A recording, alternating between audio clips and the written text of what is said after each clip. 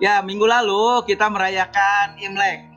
Kongsi pacai dulu buat yang merayakannya. Kenapa? Aslinya dirayakan 15 hari sampai Cap Gome. Terus minggu lalu juga, tepat hari Minggu kita merayakan Valentine. Ya, buat anak-anak muda mungkin. Jadi hari ini saya ambil tema spesial, temanya tentang real love. Kenapa? Imlek kita kumpul-kumpul, saling berbagi kasih, makan bareng. Bu Lili makannya, wah luar biasa tuh, saya sampai ngiler tuh, lihat di Facebooknya. Terus Valentine juga itu tentang kasih. Jadi hari ini saya bagi tema spesial tentang real love. Ya, kenapa? Kasih itu memang sesuatu yang esensi. Esensi dalam kata begini. Dunia kita mau nggak mau setiap hari sebetulnya kita sedang hidup di dalam suasana kasih itu. Kenapa? Kita saling mengasihi ke orang tua, kita saling mengasihi ke saudara, ke teman, kita juga bahkan mengasihi juga ke binatang. Ada orang sayang sama kucingnya, anjingnya. Jadi memang kasih itu adalah sesuatu yang memang setiap hari ada gitu. Dan itu sesuatu yang esensi dan setiap hari memang ya ada itu kasih. Nah, tapi Yesus sendiri bilang tentang esensi daripada kasih ini memang ada dalam kehidupan kita. Bahkan kita tahu sama-sama bahwa seluruh hukum Taurat katanya itu kalau bisa dirangkum, ini menurut Yesus dirangkum di dalam dua hal ini, yaitu kasihilah Tuhan dengan segenap hatimu, dengan segenap jiwamu, dengan segenap kekuatanmu, dengan segenap akal budimu, dan kasihi sesama manusia seperti dirimu sendiri. Dan sekali lagi hukum Taurat itu bukan sesuatu yang tidak kita lakukan, tapi hukum Taurat adalah hukum yang paling tinggi. Itu adalah hukum yang sempurna. Dan itu hukum yang menjadi panutan dan fokus sebetulnya goal daripada kehidupan kita. Masalahnya hari ini memang kita tidak hidup di bawah kutuk hukum Taurat. Tapi hukum Taurat itu adalah satu standar dari Tuhan sendiri. Jadi harusnya kalau kita mau mengejar ya kita kejar untuk bisa sampai melakukan semua hukum Taurat. Meskipun memang hari ini kita tidak hidup di bawah hukum Taurat lagi, di bawah kutuknya. Nah, jadi kalau Tuhan bilang bisa nggak kita kasihi Tuhan? Yang Tuhan mau adalah kita mengasihi Dia dengan segenap pikiran, kekuatan. Dan Dia adalah pribadi yang terutama. Terus kasihi juga sesama manusia seperti dirimu sendiri. Nah, jadi kasih itu sesuatu yang sepertinya gampang, tapi sebetulnya sulit. Cukup sulit untuk kita bisa lakukan. Gimana caranya kita kasihi Tuhan dengan segenap kekuatan kita? Gimana caranya kita bisa kasihi juga sesama manusia seperti diri kita sendiri? Belum lagi ada satu ayat ini di Matius 5 ayat 44. Dan Yesus yang ngomong nih, tetapi aku berkata kepadamu, kasihilah musuhmu dan berdoalah bagi mereka yang menganiaya kamu. Nah loh, ini adalah perintah atau apa yang memang Tuhan mau. Bukan berarti cuekin aja. Loh enggak, ini yang memang Tuhan mau. Kasihi Tuhan, kasih sesama, bahkan sesama itu siapa? Termasuk musuhmu katanya. Terus suruh apa? Berdoa bagi mereka yang menganiaya kamu. Waduh, rasanya mungkin nggak terlalu gampang ya buat kita. Nah, hari ini saya mau bagikan gimana kita bisa sampai ke situ. Gimana kita bisa mengasihi Tuhan dengan kekuatan kita bisa mengasihi sesama, bahkan kita bisa mengasihi musuh kita. Ya, mana ini? Intinya sekarang adalah esensi kasih dulu. Apa sih kasih itu sebetulnya? Kasih itu esensinya di 1 Yohanes 4 ayat 8 dikatakan, barang siapa tidak mengasihi, ia tidak mengenal Tuhan. Kenapa? Sebab Tuhan adalah kasih. Dari sini kita harus ngerti dulu bahwa esensi sesungguhnya dari kasih itu apa? Kasih itu adalah Tuhan sendiri. Itulah sebabnya kenapa Tuhan mau kita mengasihi Dia dengan segala-gala kekuatan kita. Dia mau untuk kita bisa mengasihi orang lain juga dengan kasih. Dan bahkan mengasihi musuh, karena sebetulnya esensi dari Tuhan itulah kasih. God is love. Tuhan itulah kasih. Whoever lives in love, lives in God. Siapa yang tinggal di dalam kasih, dia tinggal di dalam Tuhan. Dan Tuhan ada di dalam dia. Dengan kata lain, kasih itulah Tuhan. Makanya kenapa Tuhan mau kita merefleksikan. Tuhan mau kita setiap hari keluarkan ini. Supaya ketika kita mengasihi, mengeluarkan kasih, orang bisa merasakan tentang Tuhan. Itulah yang Tuhan mau. Makanya no God, no love. No God, no love. Tidak ada Tuhan, tidak ada kasih. Ketika kita punya Tuhan atau tahu tentang Tuhan, kita tahu tentang kasih. Makanya kenapa Tuhan bilang buat anak-anak muda, kalau saudara cari pasangan hidup, janganlah saudara cari orang yang tidak seiman katanya. Yang tidak sepadan, tidak seiman. Kenapa? Karena kalau dia tidak punya Tuhan, berarti dia tidak punya kasih. Karena God is love. Tapi siapa yang punya Tuhan, dia sebetulnya sudah punya kasih di dalam dia. Tinggal sekarang kita apa? Tambahin lagi, kita keluarkan itu. Mulai kita bagikan. Jadi anak-anak muda sekali lagi, jangan cari orang yang tidak punya Tuhan atau tidak kenal Tuhan. Mereka nggak punya kasih. Yang mereka punya adalah kasih yang palsu. Jadi hari-hari ini yang ada di dunia, itu sebetulnya adalah fake love atau kasih yang palsu. Mereka sebetulnya bukan kasih. Sepertinya mungkin kasih, tapi sebetulnya ada udang di balik bakwan gitu. Ada udang di balik rempeyek. Pasti ada sesuatu. Jadi kadang orang sepertinya kasih, tapi kasih yang palsu itu berarti kasih yang selalu menuntut. Makanya saya udah kasih gini, kamu kasih apa? Saya kan udah gini, kamu kasih gini. Sebetulnya itu bukan kasih. Jadi kasih yang ada di dunia ini sebetulnya adalah kasih palsu. Nah, yang saya mau, yang Tuhan mau adalah kita mulai ngerti tentang the real love, kasih yang asli. Dan kasih begitu penting sekali. Kenapa? Inilah esensi daripada kekristenan sesungguhnya. 1 Korintus 13 ayat 13 bilang apa? Demikianlah tinggal ketiga hal ini, yaitu iman. Kita sering dengar khotbah tentang iman. Kita perlu sekali iman. Kita percaya ke Tuhan. Ada pengharapan kita untuk lihat kemuliaan Tuhan, pengharapan kita untuk di-rapture, pengharapan kita untuk balik ke Tuhan, pengharapan kita untuk terima pertolongan dari Tuhan, pengharapan, ada iman, pengharapan, dan kasih. Dan yang paling besar di antaranya adalah kasih. Berarti kasih bisa dibilang lebih besar daripada iman dan pengharapan. Kenapa? Kasih itulah esensinya, Tuhan sendiri. 1 Korintus 13 ayat 8-nya bilang apa? Kasih tidak berkesudahan. Nubuat akan berakhir. Jadi nubuat akan berakhir. Bahasa roh akan berhenti. Pengetahuan akan lenyap. Tapi kasih tidak berkesudahan. Berarti kasih adalah kekal. Karena kasih itu adalah Tuhan sendiri. Sekali lagi, makanya tidak berkesudahan. Nah, hari ini kita harus ngerti sekali tentang esensi daripada kasih ini. Makanya hari ini temanya The Essential of the Real Love. Esensi sesungguhnya dari kasih yang sejati, atau kasih yang benar, atau kasih yang apa ya, yang betul-betul nyata, yang asli, sepertinya gitu. Memang bahasa Indonesia kalah nih, kali ini menang dari bahasa Inggris. Dalam bahasa Inggris itu katanya selalu love. Kasih ya love, cinta love juga, sayang love juga. Jadi bahasa Indonesia kali ini lebih kaya nih gitu. Nah, esensi daripada kasih itu apa? Kalau saudara lihat gambar ini, ada dua gambar bulat di sini. Yang satu tertulis it's love, ini kasih. Yang satu tertulis ini real love. Berarti bentuknya sama, yang satu kasih. Tapi yang satu adalah kasih yang asli. Berarti satu lagi kasihnya palsu gitu. Meskipun ditulis ini kasih, tapi ini bukan yang sesungguhnya. Nah, apa sih kasih yang sesungguhnya itu? Kasih yang sejati itu dikatakan di Alkitab, ayatnya dimulai dengan this is real love. Inilah kasih yang asli. Berarti kalau yang asli, berarti ada yang palsu. Dan gimana identifikasinya? Ya sama kayak identifikasi uang. Gimana sih caranya kita bisa tahu itu uang asli apa palsu? Ya, yang palsu gimana caranya? Ya diraba, terus apa dilihat, diraba, diterawang gitu kan, gitu. Dipegang.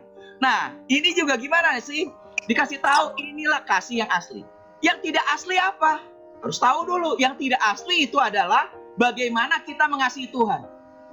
Jadi bagaimana kita mengasihi Tuhan, itu bukan kasih yang asli. Tapi yang kita kejar adalah kasih yang asli. Yaitu bagaimana Dia atau Tuhan yang sudah mengasihi kita dan menyerahkan anaknya untuk menjadi korban bagi dosa-dosa kita. Ini bahasa Indonesianya. Inilah kasih itu, titik 2. Berarti inilah arti daripada kasih sesungguhnya. Yang bukan kasih adalah bukan kita yang telah mengasihi Tuhan. Jadi kasih dimulai bukan kita mengasihi Tuhan, bukan kita mengasihi sesama, itu bukan kasih. Ketika kita lakukan itu, dunia melakukan itu. Mereka coba mengasihi Tuhan, mereka coba mengasihi sesama, itu bukan kasih katanya. Itu kasih palsu. Tetapi kasih yang asli, bahasa Inggrisnya dibilang soalnya ada real love. Kasih yang asli. Kalau bahasa Indonesia cuma dibilang inilah kasih. Bahasa Inggris dibilang this is the real love.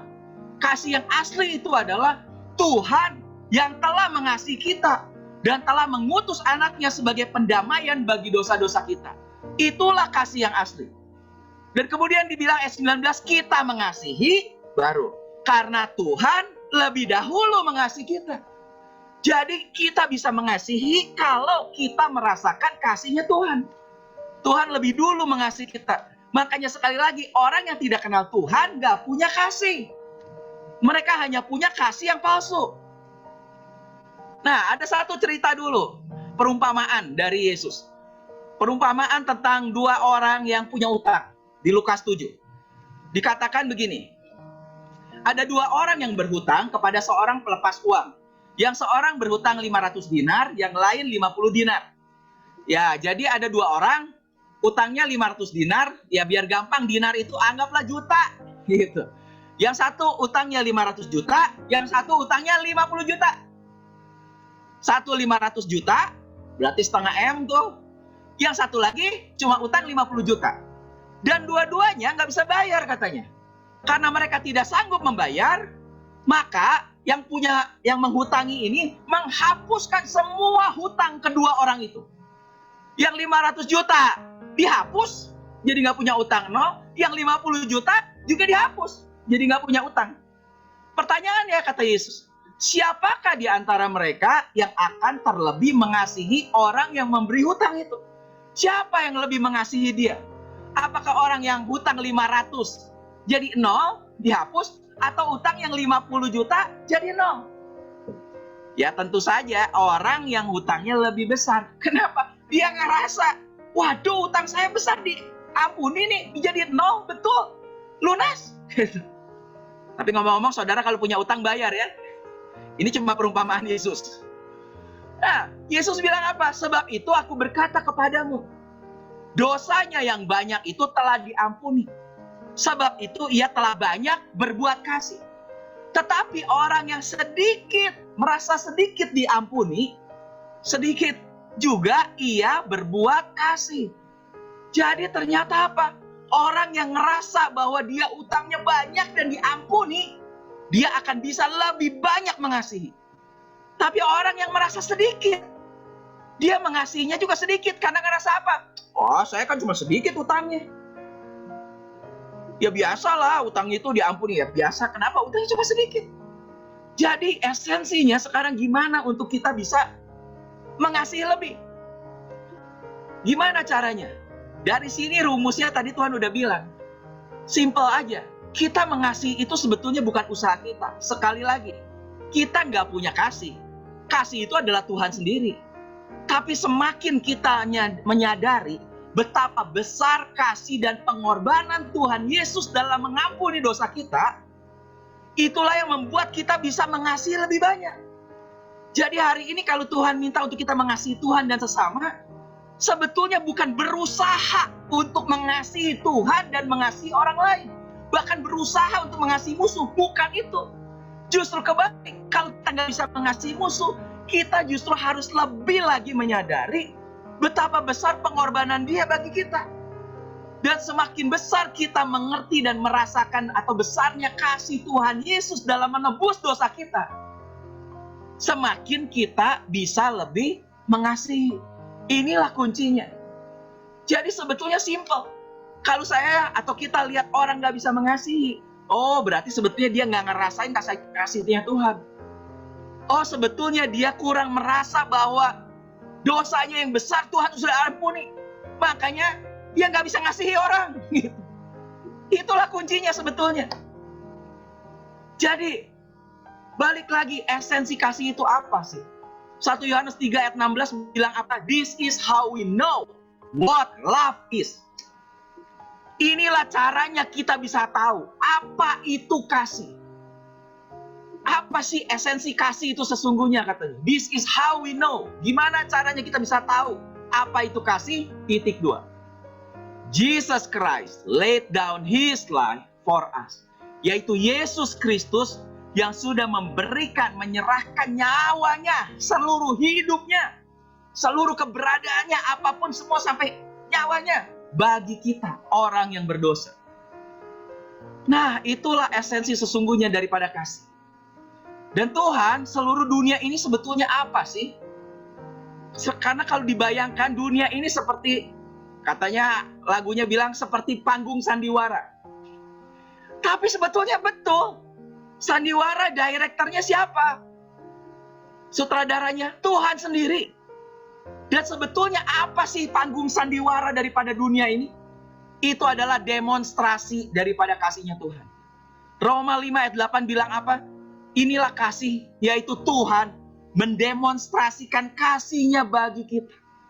Demonstrasi adalah sebuah bukti.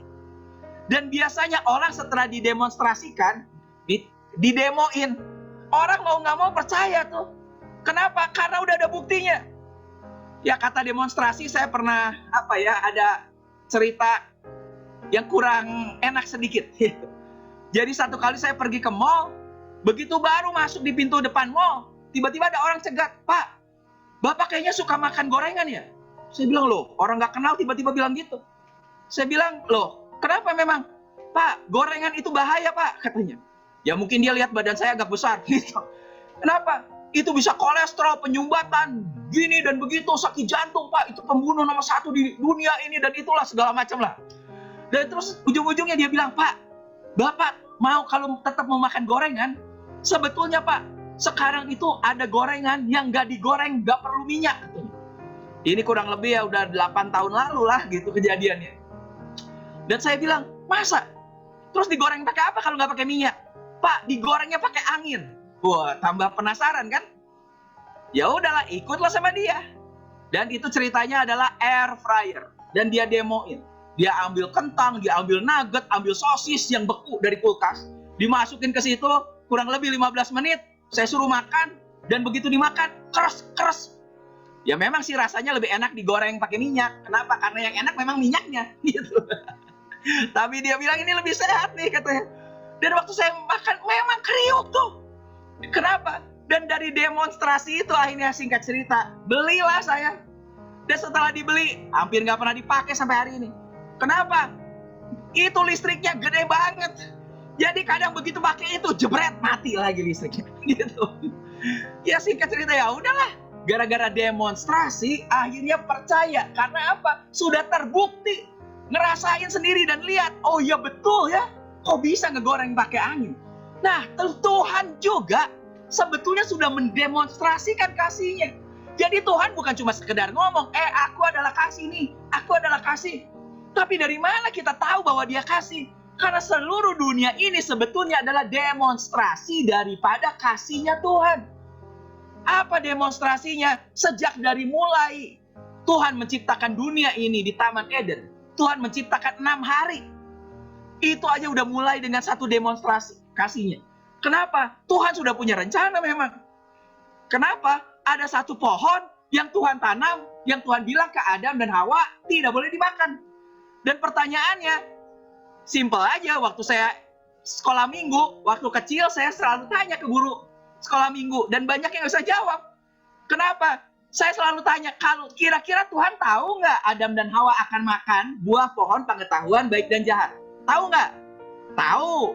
Karena Tuhan adalah Maha Tahu. Jadi dari awal ya dia udah tahu. Kalau gitu pertanyaannya, kenapa Tuhan tanam? Kalau Tuhan udah tahu, kenapa Tuhan tanam itu pohon? Kan Tuhan tahu Adam dan Hawa akan makan. Dan Tuhan udah bilang lagi, kalau kamu makan, kamu akan berdosa, kamu akan mati. Terpisah dengan Tuhan katanya. Wah, kamu akan mati kalau kamu makan. Udah Tuhan tanam, Tuhan bikin aturan juga lagi. Dan sebenarnya Tuhan tahu. Tapi apa semuanya itu? Semuanya adalah demonstrasi. Itulah dimulailah demonstrasi dari kasihnya Tuhan. Karena Tuhan tahu ada makan-makan. Dan siapa yang menggoda? Ya menggoda itu ular. Sebetulnya dalamnya ada siapa? Ya dalamnya ada setan. Setan itu siapa sebetulnya? Dia adalah malaikat terang. Awalnya, yaitu siapa? Pemimpin malaikat, salah satunya adalah Lucifer. Nah pertanyaannya, ini juga menarik. Dari mana kalau gitu, malaikat kok bisa berbuat dosa? Kalau sekarang ada di surga, kalau gitu siapa yang menciptakan dosa? Ini juga saya banyak tanya ke guru sekolah minggu dulu dan gak pada bisa jawab. Kok malaikat di surga kok bisa berbuat dosa ya? Dari mana ide dosa itu? Ini di surga loh, gak ada dosa sama sekali. Dari mana datangnya dosa? Dari mana awalnya? Menurut saudara dari mana? Apakah setan yang menciptakan? Setan itu gak bisa ciptain apapun. Dia itu malaikat, bahkan malaikat juga ciptaan. Jadi ciptaan gak bisa menciptakan sesuatu. Kita juga hari ini gak bisa menciptakan sesuatu. Yang kita bisa adalah menemukan, invention. Menemukan apa yang Tuhan sudah ciptakan. Dan Tuhan kan maha pencipta.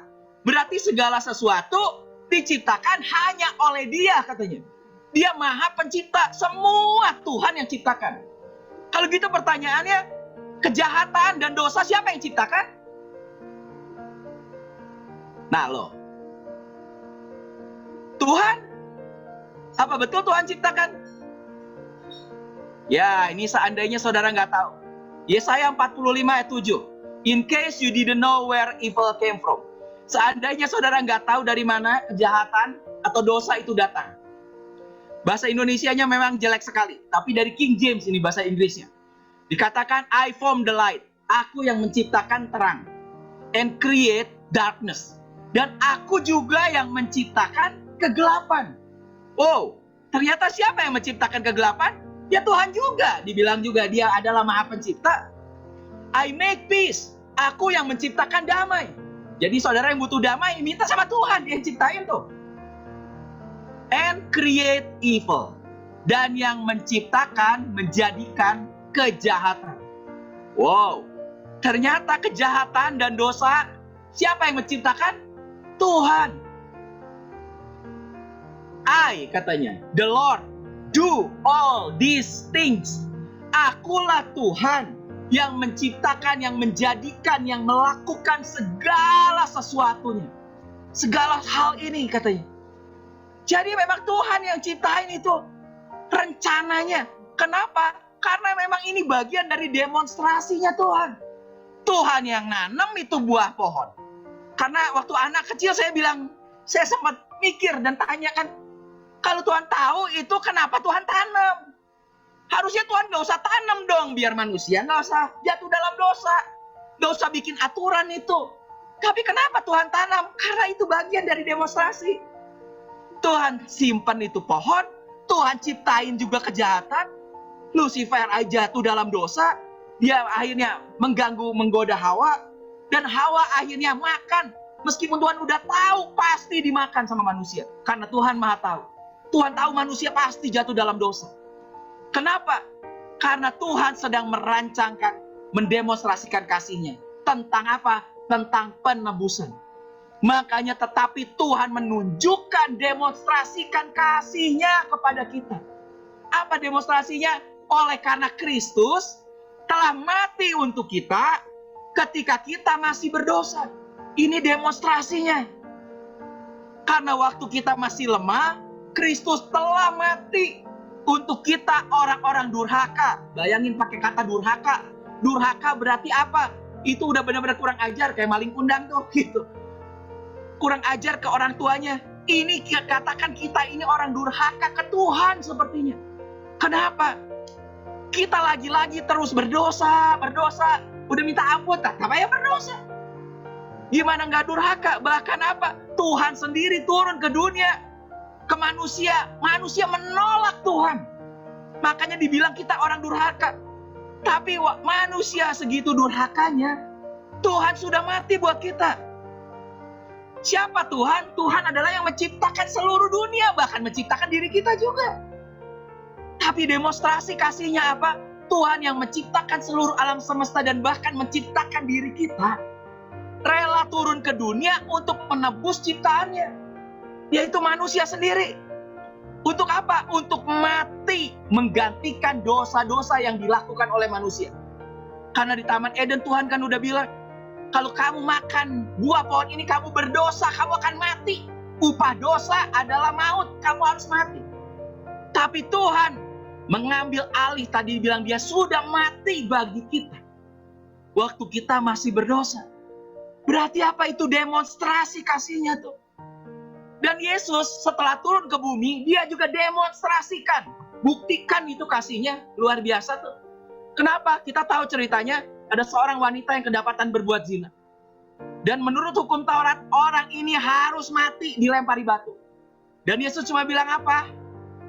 Siapa di antara kalian yang tidak pernah berdosa, silakan lempar batu dulu. Lempar batu duluan. Timpukin yang pertama nimpuk. Silakan. Dan hasilnya apa? Gak ada satupun juga yang nimpuk tuh. Karena semua merasa apa? Ya kita juga pernah berdosa semua. Dan sebetulnya cuma Yesus yang punya hak untuk apa? Untuk menduduk, untuk menimpuk gitu, untuk menghukum. Kenapa? Karena memang dia tidak berdosa. Tapi Yesus bilang apa? Aku juga gak menghukum kamu. Pergilah dan jangan berbuat dosa lagi. Kok enak ya sepertinya kalau kita mikir. Wanita ini udah berdosa, kok bebas dari dosanya? Kok bisa bebas dari dosanya? Yesus cuma bilang apa? Udah pergi aja kata. Aku juga gak menghukum. Tapi sebetulnya saudara perlu tahu Yesus lagi kasih lihat demonstrasi kasihnya dia. Apa? Karena sebetulnya dosa wanita ini yang harus ditimpukin batu sampai mati, itu adalah Yesus ambil dosanya dia. Makanya kenapa Yesus mati? Yesus bilang, this is your sin. Aku mati karena aku ambil dosa kamu. That I willingly took upon myself. Yang dengan rela aku ambil. Kenapa? This is how much I love you. Inilah demonstrasi betapa aku mengasihimu. Makanya dia minta ke wanita itu, kamu pergi jangan berbuat dosa lagi. Bebas, tapi sebetulnya dosa atau kematian wanita ini diambil oleh Yesus. Yesuslah yang mati bagi wanita ini. Wanitanya bebas. Supaya apa? Dia tahu betapa kasihnya Yesus terhadap dia. Karena selama Yesus hidup dia ngajarin tentang hukum kasih. Dan wanita ini akhirnya ngerti, oh begitu ya. Apalagi kita perlu tahu, hari ini juga Yesus bilang apa? I took your place my love. Harusnya yang disalib itu kan kita. Tapi Yesus ambil itu. Gantikan kita salibnya. Makanya kita bisa bebas. Supaya kita bisa ngerti betapa luar biasa kasihnya. Dan ini ada satu klip yang sangat bagus. Inilah Jesus loves you. Aku sudah diampuni.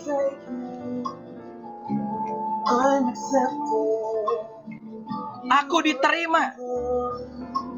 Karena engkaulah yang dihukum. Dan hari ini aku bisa tetap hidup dan sehat dan semuanya. Karena engkau yang sudah mati dan hidup lagi. Kita hidup karena Yesus yang mati. Tapi kemudian dia hidup lagi. Inilah amazing love. Inilah kasih yang luar biasa. Bagaimana seorang raja di atas segala raja, pencipta kita, mau turun dan mati bagi ciptaannya. Inilah amazing love. Dan kita tahu itu sudah nyata bagi kita. Makanya hari ini kita bisa bersuka cita dan hargailah apa yang Yesus sudah lakukan.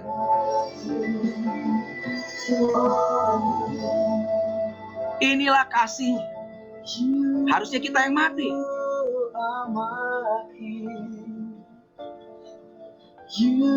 Dan setiap orang yang percaya katanya kepadanya tidak binasa, melainkan beroleh hidup yang kekal. Setiap yang percaya itu dosanya ditanggung oleh Yesus. Karena Yesus sudah menanggung, tinggal kita percaya. Lihat wanita ini. Wanita inilah yang harusnya mati. Dan dia lihat sendiri. Sekarang orang yang mengampuni dia sehingga dia nggak mati. Orang yang menolong dia sehingga dia nggak mati. Orang itu sedang mati. Dan dia tahu kan dosa-dosanya diambil oleh Yesus. Makanya dia bisa bebas. Upah dosa tetap maut, tapi kematian itu Yesus yang tanggung. Sekarang dia bisa tetap hidup karena Yesus yang mati bagi dia.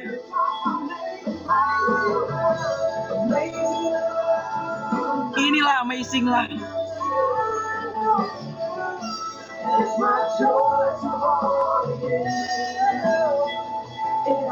Dan kalau kita mengaku dosa kita, maka dia adalah setia dan adil.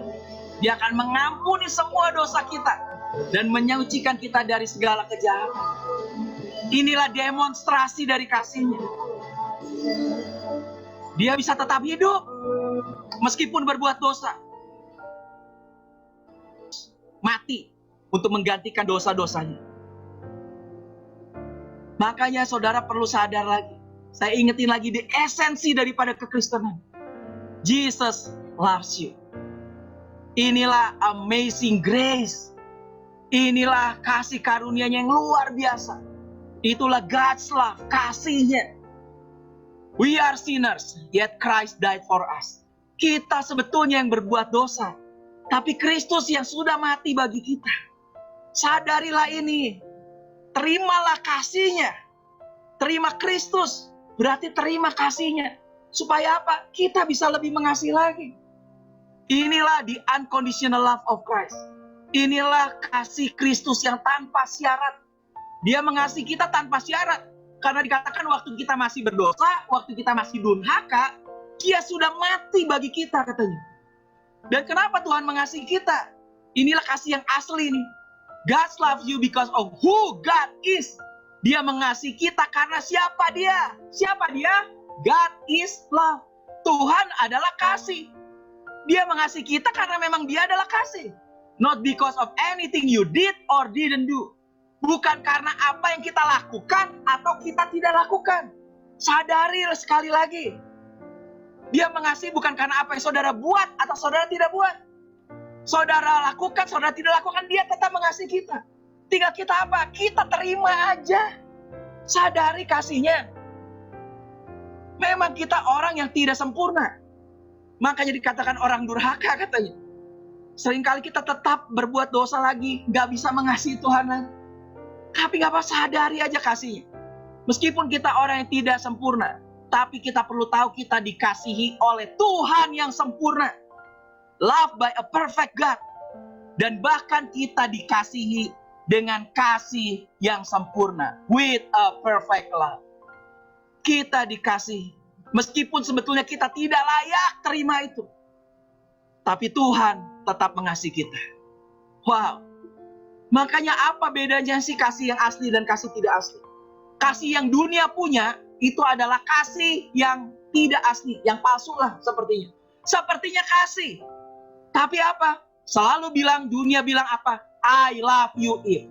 Aku mengasihi jika aku mengasihi kamu kalau aku mengasihi seandainya kamu, aku mengasihi, selalu ada embel-embel belakangnya. Karena apa? Itulah kasih dunia. Sepertinya kasih, tapi bukan esensi kasih sesungguhnya.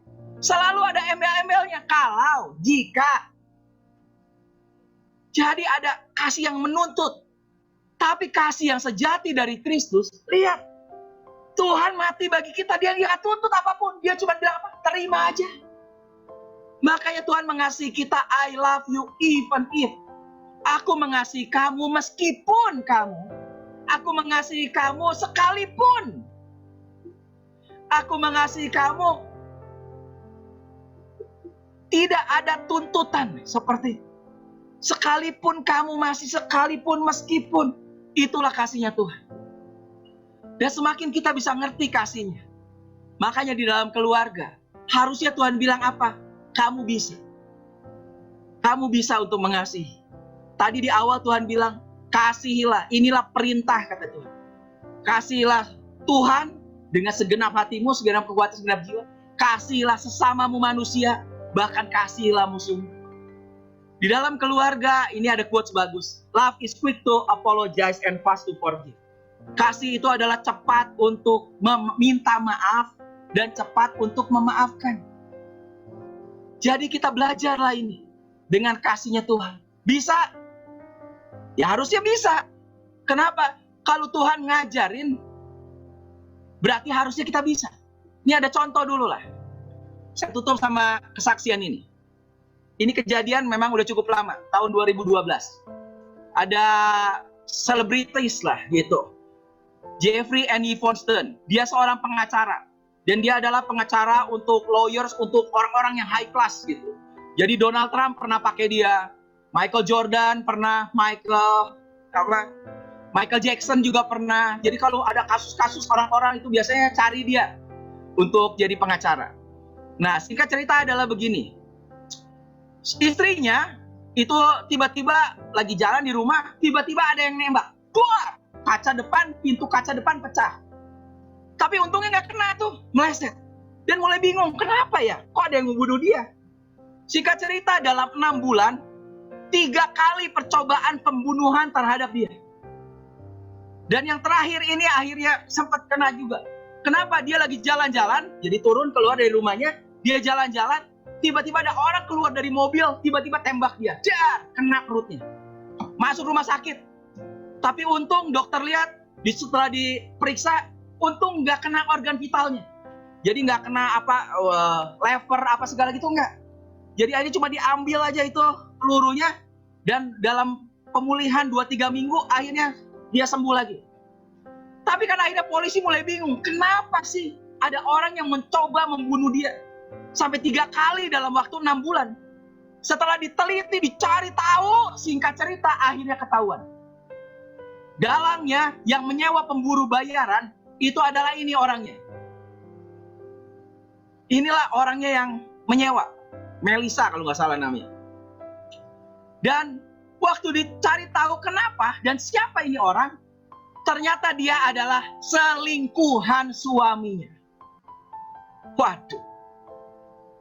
Sampai rame itu akhirnya masuk headline koran. Sex, lies, and hitman katanya. Udah selingkuh, bohong lagi. Kemudian apa? Sewa pembunuh bayaran untuk bunuh. Dan kasusnya jadi rame sekali. Dan waktu ditanya suaminya, udah berapa lama? Akhirnya suaminya ngaku, udah 10 tahun katanya selingkuh. Istrinya bilang, gak mungkin, padahal tiap malam juga bareng katanya. Ternyata siang waktu kerja. Waduh. Dan akhirnya si pembunuh itu gitu, akhirnya masuk penjara. Didakwa masuk penjara. Nah sekarang suaminya juga akhirnya mulai dituntut di pengadilan. Dan jaksa penuntut akhirnya menuntut dia pengadilan. Tapi saudara tahu apa yang terjadi? Istrinya malah jadi pembela bagi suaminya di pengadilan. Dia berusaha untuk tuntutan jaksa itu tidak dituntut dan suaminya supaya nggak masuk penjara. Sampai semua orang bingung sama istrinya. Kenapa sih kamu tuh katanya? Punya suami kayak gitu, tapi kok kenapa kamu masih belain? Dan istrinya adalah orang yang cukup rohani. Dia bilang apa? Kalau Kristus aja sudah mengampuni semua dosa saya, yang begitu banyak dan saya sudah sering lakukan, dan kadang saya lagi-lagi saya lakukan, jatuh lagi kata dia. Kalau Kristus saja mau mengampuni, saya juga mau untuk mengampuni suami saya. Singkat cerita, dia bela suaminya di pengadilan sampai akhirnya penuntut jaksa kalah. Akhirnya suaminya nggak masuk penjara. Dan akhirnya hari ini mereka hidup bahagia lagi. Dan suaminya akhirnya bertobat. Jadi betul di awal tadi dibilang, bahkan Tuhan bilang apa? Kasihilah musuhmu dan berdoalah bagi mereka yang menganiaya kamu. Jadi bisa nggak? Kayaknya denger ini aja saya aja udah gemes. Dan banyak orang gemes. Di media sosial mereka semua bilang, Ivon kok kamu bisa sih? Kenapa sih kok kamu begitu? Kalau saya sih nggak mungkin, nggak bisa apa segala. Dan sekarang cerita ini jadi inspirasi buat banyak orang. Dia bilang, bisa kata dia. Karena apa? Saya merasakan kasihnya Tuhan yang begitu besar. Sekali lagi, bisa nggak kita rasakan kasihnya Tuhan? Makanya ini 1 Petrus 4 ayat 8 ini ayat yang bagus sekali. Tetapi yang terutama, saudara ikut Kristus, saudara jadi Kristen, saudara tahu apa yang paling utama? Tuhan bilang inilah hukum yang terutama, tadi dia bilang. Bahasa Inggrisnya bilang above all, di atas segalanya. Tadi dibilang nubuatan akan berhenti, bahasa roh juga akan berhenti. Tapi yang tinggal tetap itu hanyalah kasih. Makanya yang terutama, berarti yang paling utama, berarti nomor 1. Kasihilah sungguh-sungguh seorang akan yang lain. Tadi di awal saya bilang, esensi kasih ini adalah kehidupan sehari-hari. Tidak bisa terlepas dari urusan kasih. Tiap hari saya harus mengasihi istri saya. Tiap hari saya harus mengasihi anak saya. Tiap hari saya harus mengasihi orang tua saya. Tiap hari saya mengasihi orang lain. Tiap hari saya mengasihi Tuhan. Tiap hari bahkan saya harus berusaha mengasihi yang musuh. Tapi saya nggak punya musuh sih. Gitu. Orang yang membenci kita. Makanya kasihilah sungguh-sungguh seorang akan yang lain. Kenapa? Sebab kasih menutupi banyak sekali dosa. Tapi kita balik lagi, kasih itu siapa? Tuhan. Berarti sebab Tuhan yang ada di dalam kita itu menutupi banyak sekali dosa. Kenapa? Karena Tuhan yang di dalam kita sudah menebus semua dosa. Ketika kita bisa menyadari betul-betul betapa luar biasa kasih. Jadi kalau kita belum bisa, bukan berusaha terus.